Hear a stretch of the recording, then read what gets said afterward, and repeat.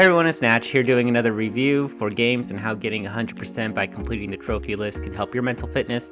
Please keep in mind everything here is just my opinion, based on my own life experience. There are some professional studies out there that would suggest I'm on the right track, but for now, I'm here to do the word and help get gaming as more than just entertainment. So with that, let's jump right in. Today I'm going over Kingdoms of Amalur, Re-Reckoning, Core for short, developed by Big Huge Games and Keiko. Released in 2020 on PlayStation. Core is a single-player game, and no internet connection is required to earn 100%. Before playing, I had never heard of this game, and after watching the trailer, it looked pretty fun. Having now completed it, I gotta say, although it was entertaining, I didn't really have that wow factor for me. That said, I can tell the developers put a lot of effort into it. Everything from the storytelling to gameplay and graphics, and most importantly to my channel anyways, is that they did a solid effort on the trophy list, so kudos to them for doing that. Okay, so before we get into the fun stuff, some of you might be asking, is this appropriate for kids to play? In short, nope. But let's take an organic look at it anyways. The ESRB rating for Core is 17 and older for blood and gore, intense violence, and suggestive themes. I agree, all that is found in the game, although this is a rare occurrence where I feel ESRB didn't have a broader restriction. For me, personally, I would have restricted it to mature, 24 and older. The main reason being the freedom to choose violence against other humans, even non-combatants, and with very little consequence, if any. Plus, there are certain trophies tied to doing such acts, or at least can include them. To me, that can inadvertently promote violent tendencies against others in real life for younger audiences. The standard for me here is Call of Duty Modern Warfare 2's mission No Russian, which basically has the player killing non-combatant humans. I wouldn't say Core goes that far since it's fantasy in nature, but it's in the same ballpark in terms of action and consequence. And given that your character and NPCs in the game are much older already, I'm pretty sure the developers intended for the game to be entertainment for adults. So there's that.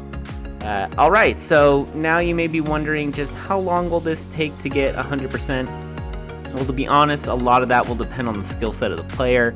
For me, I expected Core would take me between 43 and 64 hours to get 100%. I was in that range, so I feel very confident in saying it would reasonably take the average player at least 38 hours to get 100%. I don't believe there are any current beneficial cheats or glitches to lower completion time. In fact, it's actually the opposite, in which there are some glitches that can cause some seriously. To determine how long this will take to get 100% is looking at the trophy list difficulty itself. Even with what you're using, if you can, I'd say Core's trophy list is average. And if you'd like to see the guides I use, they will be in the video description below. Special shout out to PSN Profiles user Fent666 for finding a solution to a glitch that would have otherwise blocked a major trophy that could have left a lot of people, including myself, having to play the game all over again if there wasn't the solution. So yeah. Okay, so now to the fun stuff. As you know, the whole point of my channel is to help educate and promote gaming for mental fitness. I truly believe you can improve so many mental abilities by earning 100% in a game rather than only playing the game just for fun.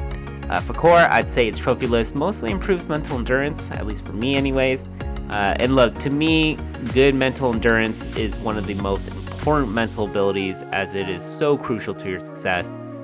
Whether that be in school or work, or even in your own personal life, it's the ability that controls how long your mind can go, basically. Think of it as your ability to run a marathon.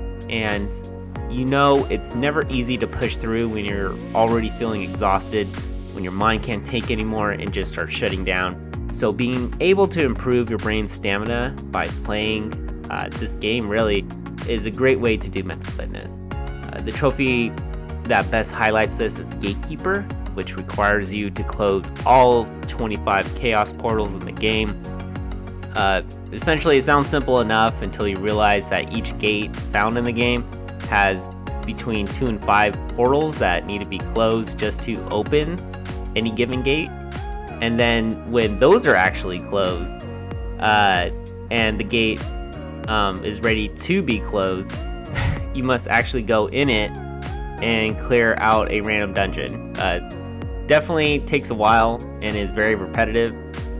Like most of the game, the difficulty, even when playing on hard, isn't an issue once you have maxed out your stats and are using decent gear, which can all be earned fairly early in the game. So nonetheless, core is a lot about grinding, just for the totality of it, and that is really reflective a lot of our waking lives. But the goal is to perfect your craft and complete your task as efficient as possible, being able to just continue to do repetitive motions, and that's just what I found so great about gaming and mental fitness, because it helps build that mentality in a safe environment that has limited consequences for failing, so long as it's not being abused. And before we call it a wrap here, let's talk a little bit about improvements. When I think about trophies that would have reflected core and have been helpful for mental fitness, I would have added more trophies related to crafting, specifically weapons and armor, creating those on par with uniques, really, if not better. Maybe have certain resources tied to side quests or tasks that would be required to make such weapons or armors. This would require players to be a bit more attentive to drops rather than just speed running through everything, which I basically did.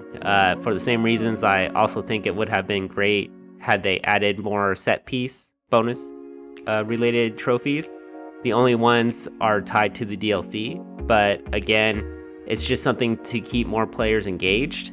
A stretch would be adding more problem-solving trophies, like puzzles.